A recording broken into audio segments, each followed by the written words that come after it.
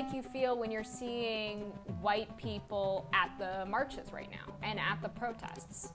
Oh, I fucking love it. It makes my heart just, I mean, I had someone say something to me years ago and it completely changed like my thought process on race. It was a white girl from Kendall. I love her so much. And she's from Virginia. And she said to me, she looked me dead in my face. I don't even think we were talking about race. But she looked me dead in my face and was like, nothing's going to happen with racism until white people start talking to white people about racism. And I said, oh, shit. I said, oh, I could put this sword down a little because I'm tired. I am tired of yelling and saying my life matters. We deserve to live. We're just out here trying to live our life, minding our business, barbecuing, walking, sitting on our couch, sleeping in our beds, and we can get shot at and people think that this is fucking okay? No one is saying anything? The silence is deafening, and it's like sixth grade all over again. You know what I mean? Where no one's saying anything. No, like, what is happening? So now to see all of those white people out there, more white bodies than black bodies and some of the things that I've seen, amazing. I love it. I absolutely love it. And I think that it's an awakening that we're all going through. And you said something that your teacher highlighted when he made everyone stop. We can't solve problems until we address them as problems.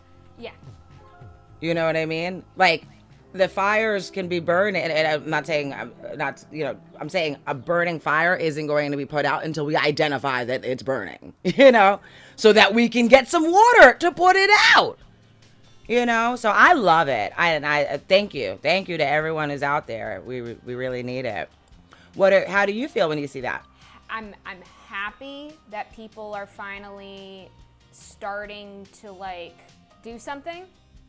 That my community is starting to go realize like, oh, we have to do something too.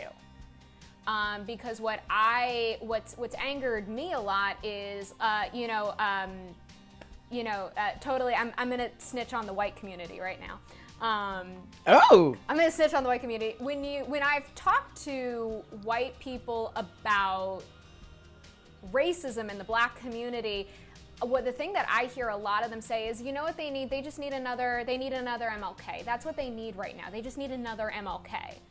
And it's They killed him. Yeah, they killed him. It's so frustrating to hear because I don't know if the word lucky is the right place, but in college, I did one of my, hands down, it's my favorite college course I've ever did. The class was called Crime and Punishment, and it was all literature about crime and punishment. And one of the assignments was you basically were part of a book club at a prison. Oh. So I would go to a prison once a week, and we were having a book club with prisoners. And Lo and behold, a lot of them were black. And we started developing really great friendships with these guys and hearing them and hearing their stories. And it shook me to my core. It made me feel an incredible amount of guilt, shame that I didn't know these things, that I had to be taught these things at the age of, I was 20, 21. Yeah. And hearing their stories and learning how much is against them all the time is not understood in the white community. It's it's not understood. And it's so to make a very short answer long, but trying to show I'm very, very happy that white people are marching, that they are taking responsibility, that they are learning that no, you have to be part of the conversation. But I also feel a tremendous amount of shame and guilt that it took so long. And that we've not learned this lesson yet. And that's very upsetting to me but I'm happy it's happening. But there's still this frustration, I guess.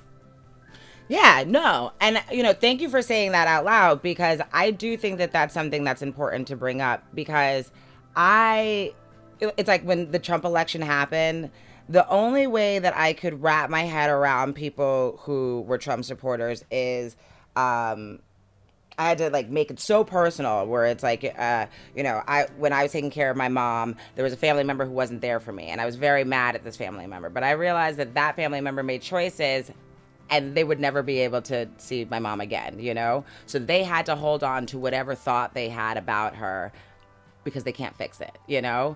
And they can't go back, and they have to hold on to that anger. Same with Trump supporters. The ideologies of these people are so deep-rooted in their DNA, So if they say, no, Trump is wrong, or these thoughts are wrong, they're saying to the core of who they are, and grandma's wrong, and grandpappy's wrong, and all of the beliefs that they've held on to will crumble, And that, oh God, the burden, But geez, it just all feels exhausting. Racism feels exhausting. Having to fight through racism feels exhausting. But there's, oh my God, I feel so, and then all the awkward Thanksgiving dinners. I mean, Jesus, white people, you guys put yourself through a lot, But, for someone in the middle like you, Laura, I don't want there to be the guilt where for white people across the board, I don't want the guilt to stop the acknowledgement. You know what I mean? Acknowledge it, and then we can do something with it. But I don't want you to sit there in guilt and be all mad about shit. You know what I mean? That's not the point. And I think that a lot of white people, when they hear this, when they hear Black people saying Black Lives Matter, and we just want an equal fight, they're hearing that we want to tear white people down, or that we're trying to, no, none of that, you know what I mean? Or that we're trying to, have you, I mean, we would like an apology for slavery. That would really be nice, but you know what I mean? But I'm not trying to whip you because what you did to Kunta Kinte. You know what I mean? I need white people to understand that. And I don't know, I think that the second part of what you highlighted, that guilt is what stops a lot of white people from acknowledging that there is a problem. Well, and I do think, kind of piggybacking off of that, I think we know the word racist is a bad word. We know, no one wants to be a racist. We know that this is bad. And so I think, and it's this is, being a racist is, one of the worst things you can be. And, that's been the feeling for a while now. Mm-hmm. But I think whenever you start getting close to calling a white person of what you're thinking or doing is kind of racist, white people just automatically shut down. No, I'm not. No, I'm not. No. Shh. Because that's one of the worst traits you could ever be.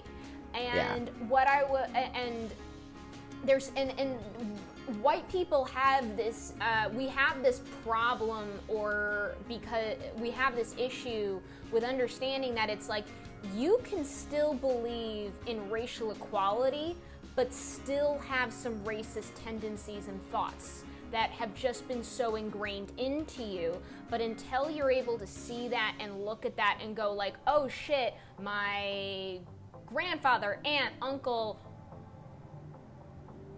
absolutely has some racist thoughts that were sort of implemented into me, and I have to be able to admit this to genuinely get closer to that perfect utopia of there's no race boundary whatsoever. We really have to go in and talk about those subtleties of those racist thoughts.